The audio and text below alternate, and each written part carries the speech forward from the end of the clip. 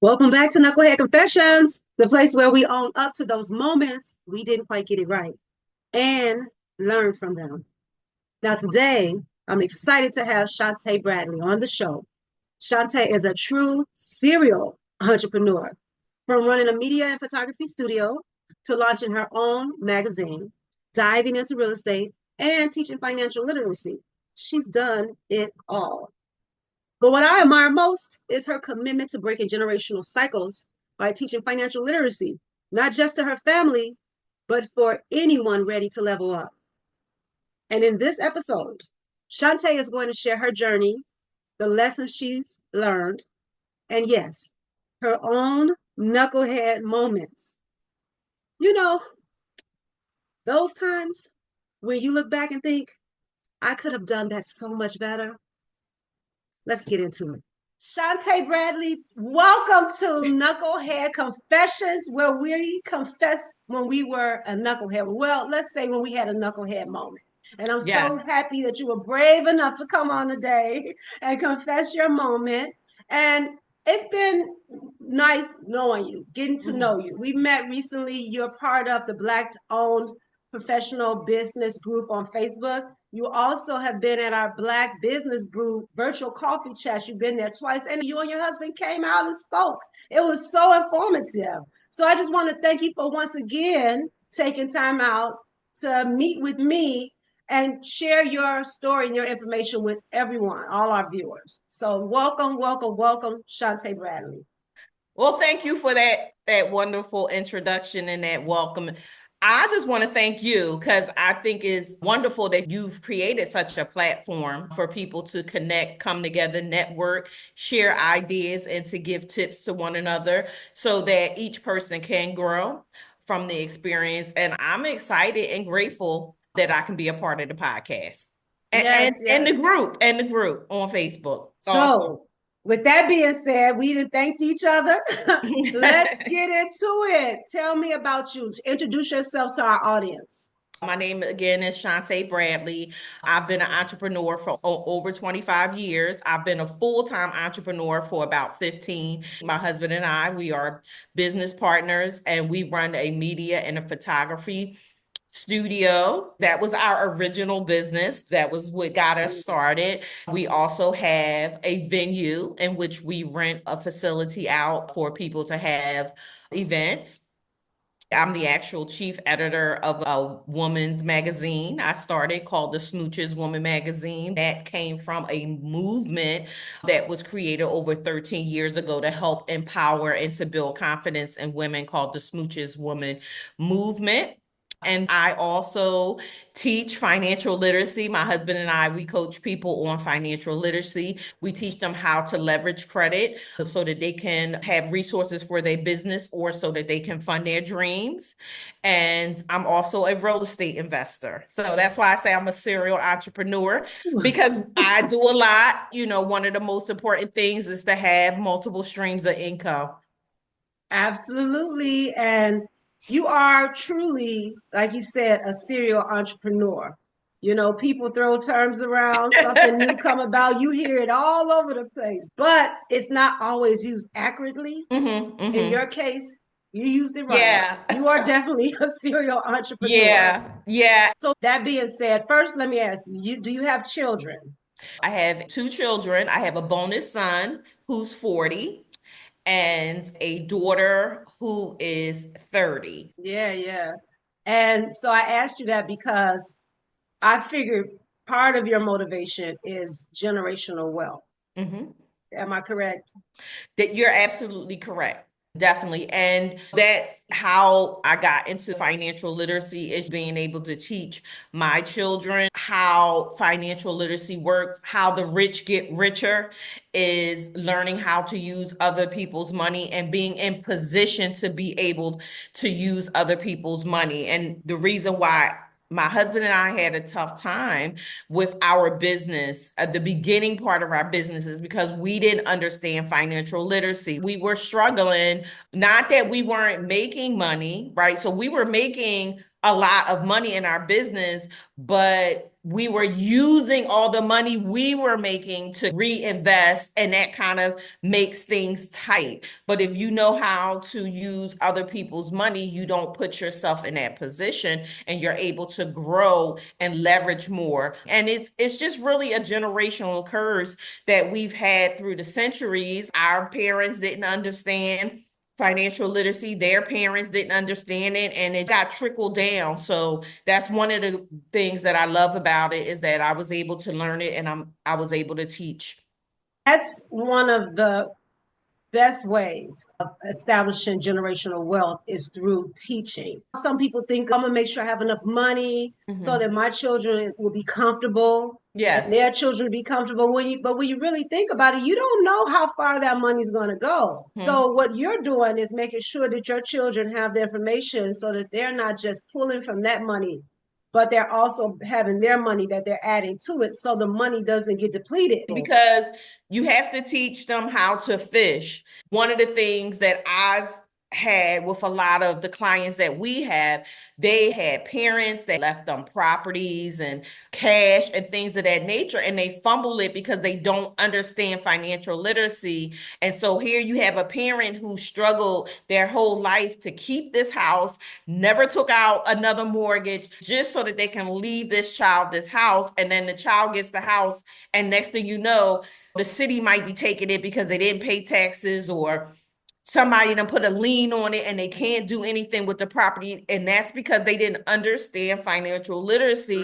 And so they just fumbled the property. So I'd rather, leave my child with the knowledge of how to never be broke again, how to leverage credit, than to leave them a $200,000 or $300,000 house. Because once that house is sold and that money is gone, they're back in the same position they was before you left them that property.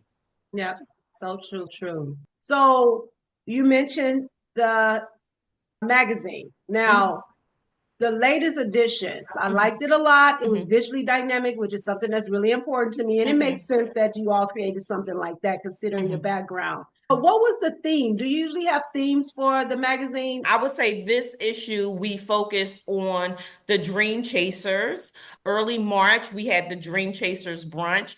That is an award ceremony that we have where we give 10 Dream Chaser women an award, and we celebrate them for all the phenomenal things that they're doing in their community. And how we get those 10 women is that we have the community nominate their favorite dream chasers. We're going to have a celebration in 2 weeks, which is our issue release party, and we will be celebrating our dream chasers along with our cover girl, who is Satoria. Satoria is a brand ambassador, and she's been a brand ambassador for over 10 years. And we're so excited and proud that she's on the cover.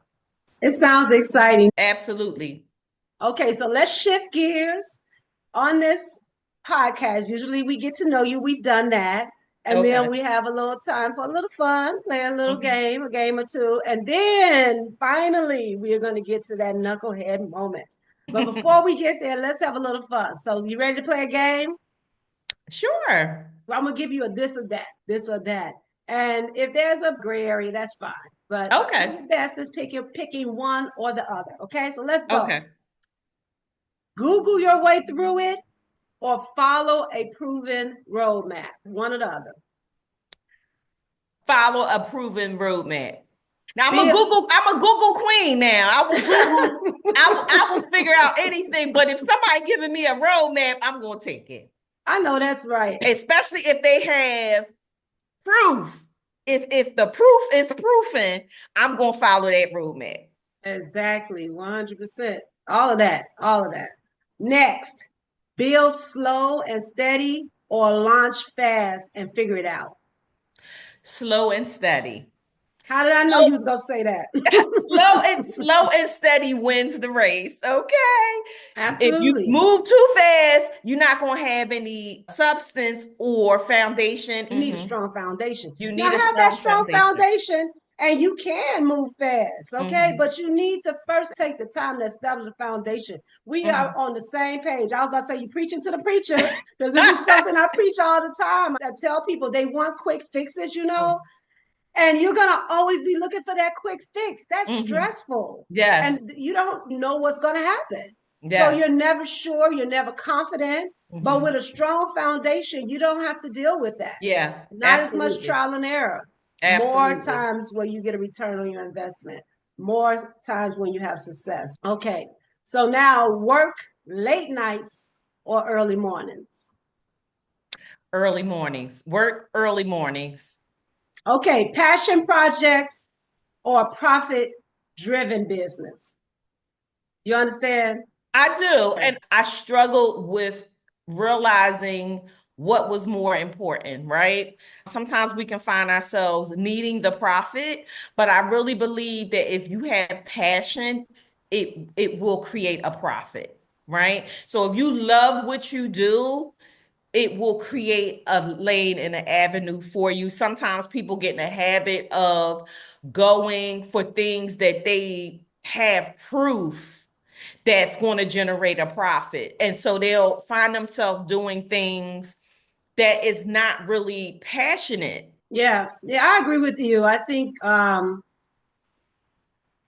people they don't really understand. I think sometimes when they get into business, how much work is involved, Mhm. how there's going to be times when, regardless of how much you need to do it, you might not be motivated, whatever Mhm. the case. When you have the passion for what you're doing, it Mhm. makes those times easier. Mhm. So Absolutely. you also want to Absolutely. make sure that the passion project is profitable. Mhm. So that's the other part of it. Right. That's why I said I struggle with it a little bit.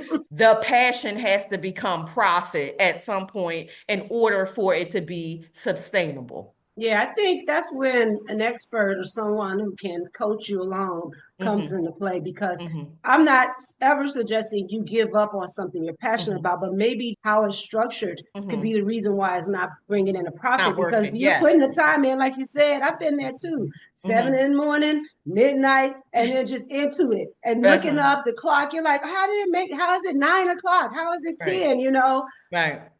But imagine doing that and it's profitable. Ooh, Yes. A now that's wonderful something. thing. That's A a wonderful wonderful life. thing. Yes. Yeah. Okay, let's switch gears a little bit, just a little bit this time. We're still gonna have play a game. This one's called Here for It or Not. Here Here for for it It or or not. Not. Okay. Okay. Starting the business without the budget, just vibes and a dream. Here for it or not. I'm here for it. Okay. I'm here for it.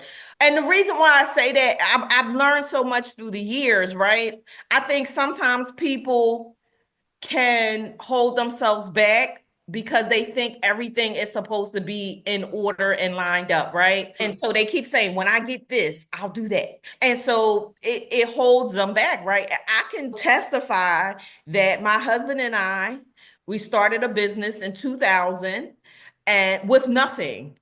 With when I say nothing, I mean absolutely. We Mm. didn't even know how we was gonna pay the following month rent. But we started the business almost 25 years ago with just a dream and a hope. Sometimes people think you gotta have a business plan and you gotta have 6 months worth of this and you gotta have that. Like they think that it's all like boxes that you have to check before you get started. And that's why some people never get started. I wouldn't say just jump out of the plane with no parachute, right?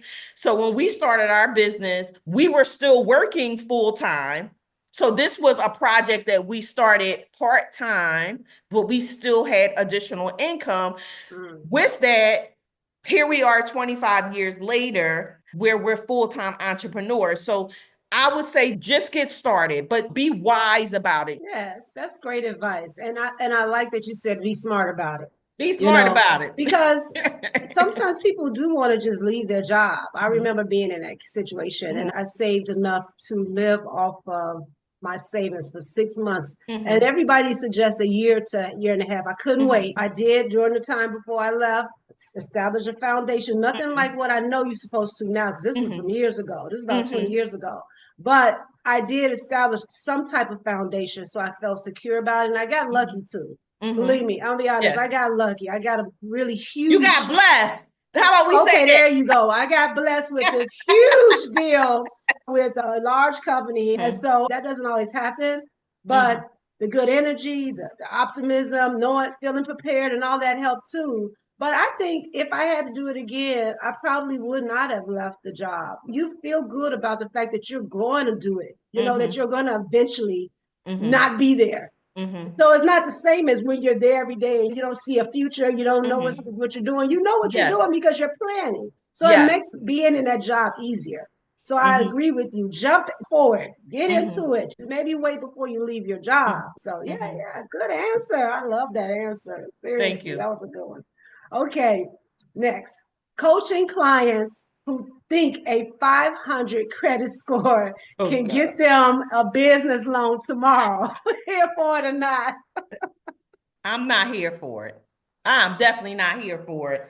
But this is what I can share with you. If I could just use this as a moment. Sometimes a person who has a 500 credit score can be a little bit more coachable than a person who has a seven something. They think they know because they have this seven something.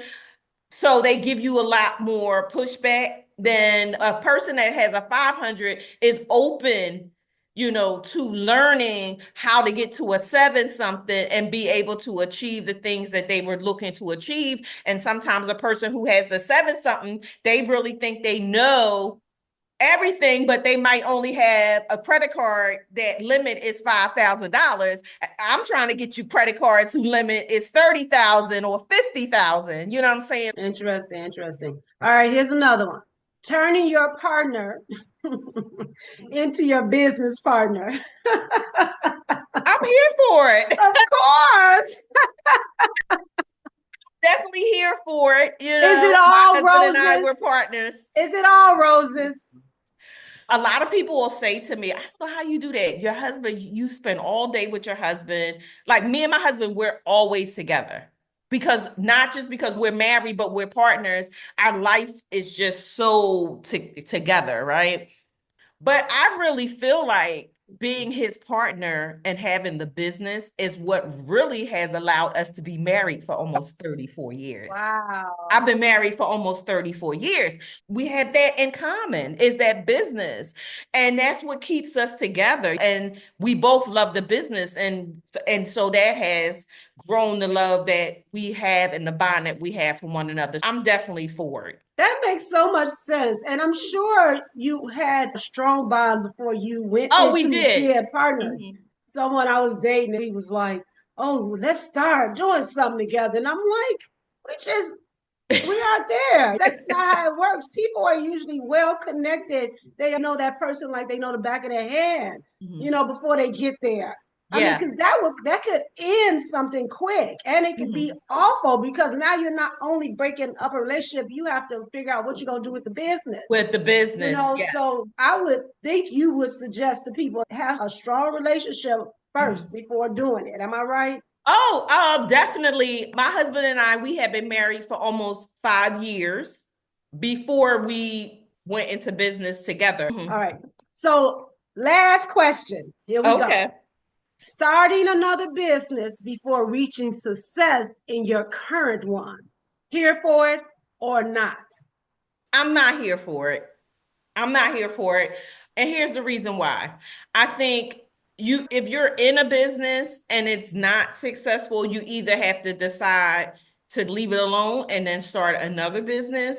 But I think if you haven't been able to manage what you currently have, because a lot of times a business isn't successful because it's mismanaged or maybe you haven't figured out how to make it successful. So now here we go, starting another business, and you don't understand what you did wrong with the first business. So I would say no, unless you realize that you've done everything that you could do with that business. You've put in all that you can. You've marketed it. You've invested in it. You've done all the things necessary to make a business grow and you're not seeing results.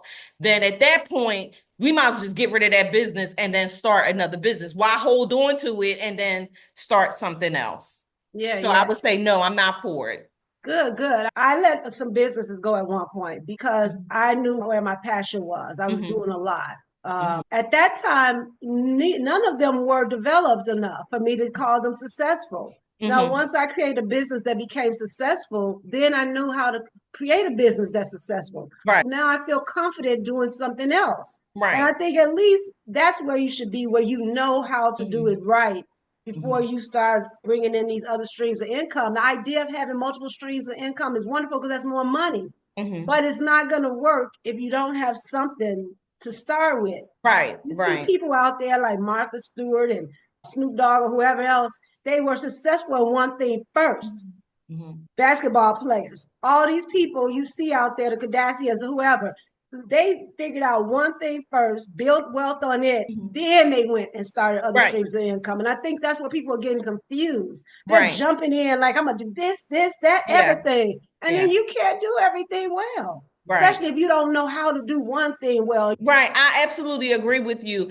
And even though I am a serial entrepreneur, it all started from one base, which was very successful. And we were able to grow legs from that and to create other avenues. One of the things that has made me and my husband leap out more on financial literacy, teaching it to other people, and to also do real estate investment was that I just recently beat leukemia, which is a blood cancer. I had been battling leukemia for 3 years.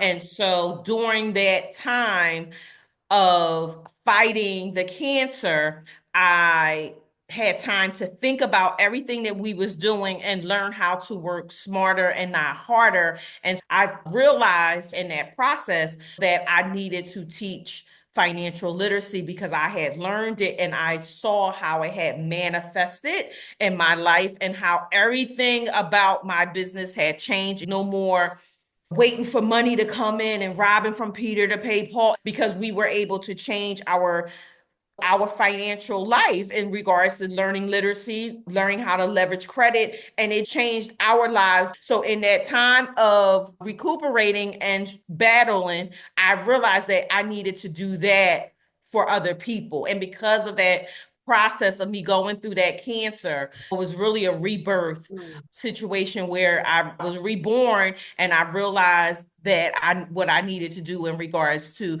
continuing to empower people, but also empower them financially, because that's the biggest thing is money, having access to money. Money is the greatest obstacle. You can't do anything without money. You can't grow without money, right? So So that's really true. where that came in. But all of it feeds back to that initial thing that we started and we saw that it was successful and we just started growing legs from there.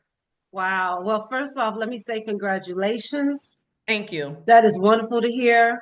Sometimes something dramatic happens that have us change direction in the Mm-hmm. right direction. Mm-hmm. And I think that's what's Absolutely. happened because you're focusing more on the financial literacy, which is helping other people. Mm-hmm. And that's what we ultimately, well, I know my ultimate goal is to help other people, Mm-hmm. Yes. and when you could do that as a business, that's wonderful. Once Mm-hmm. again, we're going back to doing something you're passionate about, Mm-hmm. right?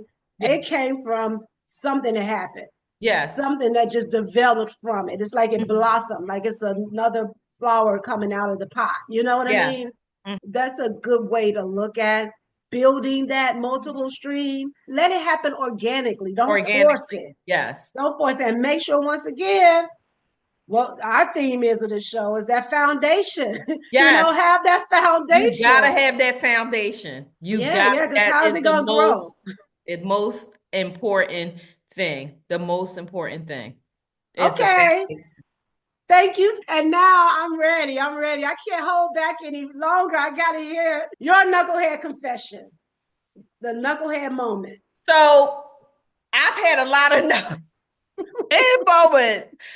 I'm sure, like, even after being in business for 25 years, it's all a growing process for us. None of us know everything. So I've had a lot of knucklehead moments. And really, things that happen to us is just really making us stronger. The experience is making us stronger. I think where it becomes a knucklehead moment is where you've had something happen and you didn't learn from that experience. I'm gonna just stick on the financial literacy part because that's really, I think, the most important thing that we do in our business is to teach people financial literacy. My knucklehead confession would be to wait so long to fix our credit and to learn about financial literacy. I think if I could just do everything all over again, I think I would have waited to get into business when our credit scores was right. We understood financial literacy. We understood how to leverage credit, and then went from there. My husband and I, as part of our photography business, we started a new concept called the Girls Night Out Photo Party. And this is really, when I say how the business grew legs, from that photo party, women would come, they would celebrate maybe birthdays or girls' night out, where they would come 15 of them. They would come get makeup and they would get dressed and we would shoot pictures of them. And this concept, we were the only one in our area that was doing it. And so we would probably profit about 15 to $25,000 a weekend. A weekend, right? So we was bringing in maybe about $100,000 a month for this concept. And we went to the bank, right? Because we wanted to buy a building because we were doing so well. And this was the bank that we banked at. So they saw all the money coming in because we were using credit card machines, we were depositing money, and we were denied for a loan. The credit wasn't terrible, but we did not understand financial literacy and we didn't understand how to be able to get a loan, a business loan from a bank. You don't understand that there's certain data points that you need to have in your profile. You need to have things set up certain ways. So we weren't really denied from the score. It was that we didn't understand how to play the game, right? Because credit is really a game. And so I think my knucklehead confession would be jumping into business and not really understanding how to play the game. And if I could give any new business a bit of advice, take the time, because really you can make a lot of money with your business, but there are things that you need to be able to get credit for and to be able to leverage. And if you're not able to do that, it stunts your growth. It really does. That would be my knucklehead confession. One of them, I probably got about another 100 of them. Well, that was a good one because when I think of having a knucklehead moment, a true knucklehead moment is when you do something again that you already did once, that you knew didn't work. Didn't work. Not to say that there's not other knucklehead moments, but that's the truest of the knucklehead moments. And if someone listens to this, you've been informed, you're aware. That's the other one. If you're aware of something and you still do it the wrong way, do it this way that you think is going to be the quick fix versus taking a little time, that's a knucklehead moment. And hearing you explaining things the way you've explained them today, it would be so many knuckleheads out there. If they don't change what they're doing right now, if they don't decide, hey, let me invest my time and energy into financial literacy right now so that my life can be better. Because when you don't do it right, you know what happens? You have, I call them the three S's: stress, struggle, and suffering. And after a while, you can't take that anymore. That's when you start looking at the want ads, going online trying to find a job. You're going to end up going to find a job because you can't take stress, suffering, and struggle for too long. And you want to avoid that. You decided to become an entrepreneur for freedom, to be happy. And you're not that. And you're stressed. It's honey, when the money ain't right, ain't nothing right. You're struggling to get that business to work, and you're just not, you're missing a piece. You're missing a step. Yes. You skipped a step. People constantly skip steps, and we need to stop doing that. So one knucklehead moment is when someone who's been there and done that tells you this is what they would have done different based on all the knowledge that they have in this particular area, like you, and financial literacy. tell you that they would have done it different. That's a knucklehead moment. Let's stop being knuckleheads. This show is all about learning from other people's Yes. wrong turns. Mm-hmm. So now they went down this road and they're telling you, don't go down that road. Mm-hmm. Go this Absolutely. way. And that's the best way to stay away from being a knucklehead. A knucklehead. Yes. Amen. So, amen. Yes. Shante, thank you so much for coming on today and sharing it with me and the audience. And I'll say one thing, if no one else gets something from this, I honestly have gotten something from this. Your message reached me, and I'm sure it has reached others as well. So thank you so much. Continue to be a part of the Black-owned professional business family. Absolutely. And I'm just excited to see what's to come. Thank you so much. Thanks everybody for listening. And until next time, I wish you all success on every step of your journey. Have a great day, evening, whatever it is. Bye. Okay, and can I say one more thing? Sure, sure. Count it down. Count it down. 1, 2, 3. Cash is king, but credit is power. Okay, till next time, everybody. Hope to see you again soon. Thanks again, Shante. All righty. Thank you. Hello, knuckleheads and reformed knuckleheads. Building your business can feel overwhelming. Big goals, a million things to do, and not enough time to get it all done. That's exactly why I created the Micro Steps Success Squad. It's based on the concept of micro learning, the same strategy HR teams use to train employees effectively. Why? Because breaking information into small focus steps helps people learn faster and retain more. If it works for major companies, it can work for your business too. Inside, we break those big, intimidating goals into simple, bite-sized steps that you can actually tackle. Right now, we're in stage 1, where you get 1 to 2 powerful emails a week that help you move forward. And this is just the beginning, because in stage 2, which is coming soon, is all about connecting with like-minded business builders. So you're not doing it alone. And if you're feeling stuck and ready to move forward, join the MicroStep Success Squad right away. Don't hesitate. Don't miss a beat. Start today. Stop being overwhelmed and start stepping forward.